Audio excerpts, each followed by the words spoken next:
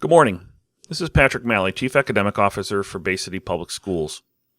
I want to start today by diving a little deeper into the idea of daily agendas.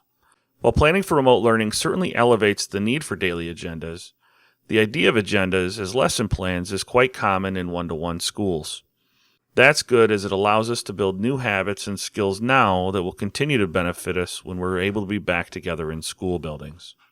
You will recall from the remote learning guide we sent home to families last week that daily agendas were described as a guide for parents and students to quickly understand what's going on. In its simplest form, a daily agenda communicates what students will learn, do, and submit each day that a class meets. Your first task for the start of the new year is to successfully train your students and parents to always look first to the daily agenda of your class to start learning. Your second task is to keep your agenda simple and always in the same place so that students and parents can find and follow it each day. The goals of providing a daily agenda are straightforward. First, we want to provide students and families a pathway for finding resources and starting learning on their own. After all, this is a life skill that we should be actively trying to teach our students. Students should not wait for us to start class for learning to occur.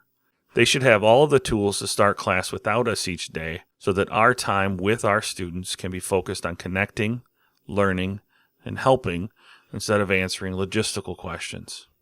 I know I mentioned this earlier, but I think it's important enough to restate. Do not underestimate your students' or your family's ability to forget that everything they need to know about what is going to be learned, done, or turned in each day is just a click away in your daily agenda. Plan for frequent reminders and be on the lookout for emails with questions that can easily be answered by a resource you provide. Let's talk a bit about what's expected. First, we expect that agendas will exist. In this way, they can be thought of as a student-facing lesson plan, a written-out path toward their learning. Second, we expect that evaluating principals can access them. In fact, they may have ideas about how to improve agendas or align them with the goals that they have for their school's learning.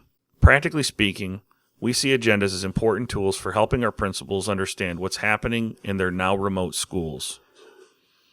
Third, we expect that agendas will change each day. When written well, a learning objective for a lesson should be written specifically enough that following the steps and completing the assignments should change the objective the next day. Sometimes that change will be a little. Other days, it will be a lot.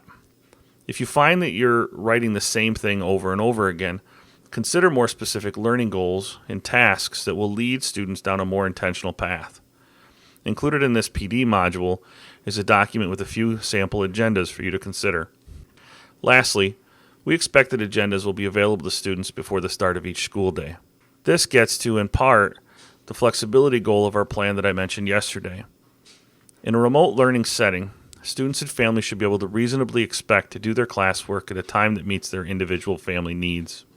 In addition to these expectations, there are a few best practices we should employ in our agendas to support successful learning. First, always post your agenda in the same spot, using the same or similar format.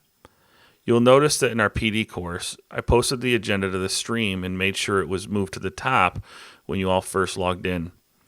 Moving the agenda, frequently changing its format, or burying it someplace obscure will be a sure way to confuse students and parents, making the practice less effective. Second, and I know this is the third time I've said this, but I cannot stress it enough, set the expectation early and often so that students feel comfortable starting on their own. This is not only a life skill for the student, but a lifesaver for your time and energy as well. Third, consider giving students feedback on their ability to follow the agenda correctly. Celebrate agenda followers. Privately correct students who struggle to follow along. Finally, write your agenda as if someone new to your class needed to follow it without your help. To do this, state your learning objective in terms that students can understand. Reread your instructions step by step to make sure they can be easily followed. Designate a section that always lets students know what's coming up or what is due. Where possible, use links and descriptions of where the information can be found. At the elementary level, consider how your agenda will be chunked or separated into different types of lessons to allow for breaks or shifts from one subject to another. To close, be sure to keep your agenda simple, especially at first.